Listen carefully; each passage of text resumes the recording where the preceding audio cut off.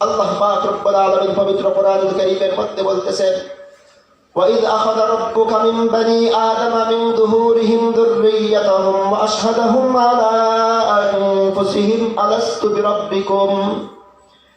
আল্লাহ পাক রব্বুল আলামিন পবিত্র কোরআনুল কারীমের মধ্যে জানায় দিচ্ছেন, وَإِذْ أَخَذَ رَبُّكَ مِنْ بَنِي آدَمَ مِنْ ظُهُورِهِمْ।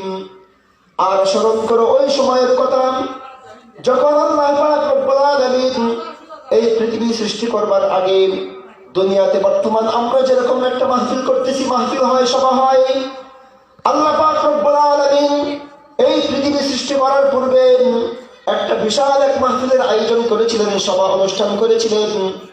ওই অনুষ্ঠান ছিল গোটা পৃথিবীব্যাপী, গোটা বিশ্বব্যাপী একটা সম্মেলন করেছিলেন আল্লাহ পাক রব্বুল আলামিন। ওই সম্মেলনের মধ্যে হযরতে আদম থেকে কিয়ামত পর্যন্ত যত মানুষ আসবে সমস্ত মানুষের উপস্থিত ছিল ওই মাহফিলের মধ্যে। ওই মাহফিলের মধ্যে আল্লাহ পাক রব্বুল আলামিন নিজের পরিচয় দিয়েছেন, ওয়াইদ আখাযা রাব্বুকা মিন বানি আদম মিন যুহুরিহিম।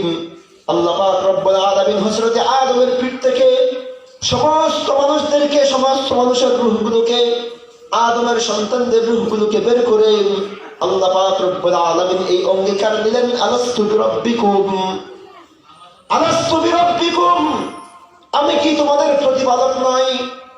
আল্লাহ পাক রব্বুল আলামিন এই কথা বললেন, আলাস্তু বিরাব্বিকুম, আমি কি তোমাদের রব নই? তখন আমরা সকলে উত্তর দিয়েছিলাম, শাহিদিনা, ক্বালু বালা শাহিদিনা, আমরা সাক্ষ্য দিয়েছিলাম যে হ্যাঁ অবশ্যই আপনি আমাদের রব। ওই দিন সাক্ষ্য দিয়ে এসেছিলাম। কিন্তু আজকে মুসলিম জাতি এই রবের পরিচয় ভুলে যাবার কারণে মানুষ হয়ে মানুষের দাসত্ব করে, মানুষ হয়ে মানুষের ইবাদত করে। মুহতারাম হাজিরিন, ভালো করে বুঝতে হবে আল্লাহর একত্ববাদকে, তাওহীদ বারি তাআলাকে আমাদেরকে বুঝতে হবে। তাওহীদ বারি তাআলাকে বিশ্বাস করতে হবে, আল্লাহর একত্ববাদকে বুঝতে হবে আমাদেরকে।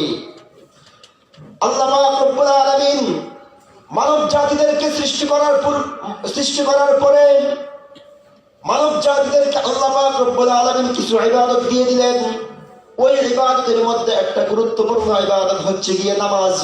নামাজের মধ্যে আল্লাহ পাক রব্বুল আলামিন এমন একটা সূরাকে নির্দিষ্ট করে দিলেন, যেই সূরা না পড়লে নামাজ হবে না। সেই সূরা হচ্ছে গিয়ে সূরা ফাতিহা। এই সূরা ফাতিহার মধ্যে, এই সূরা ফাতিহা হচ্ছে সমস্ত কোরআনের মূল। এবং এই সূরা ফাতিহার মধ্যে যা আছে, এই সূরা ফাতিহার মধ্যে একটা গুরুত্বপূর্ণ আয়াত, যেটা ইয়াকা না'বুদু ওয়া ইয়াকা নাস্তাঈন। ইয়াকা না'বুদু ওয়া ইয়াকা নাস্তাঈন অর্থ কি? যে আল্লাহ আমরা আপনারই ইবাদত করি এবং আপনার কাছেই সাহায্য চাই। আপনারই ইবাদত করি, আপনার কাছেই সাহায্য চাই। কোন ব্যক্তির কাছে গিয়ে দণ্ডা দিই না, কোন পীরের পায়ের কাছে চেষ্টা করি না। এই কপাল একমাত্র আপনার পায়ের কাছেই নত হবে। এই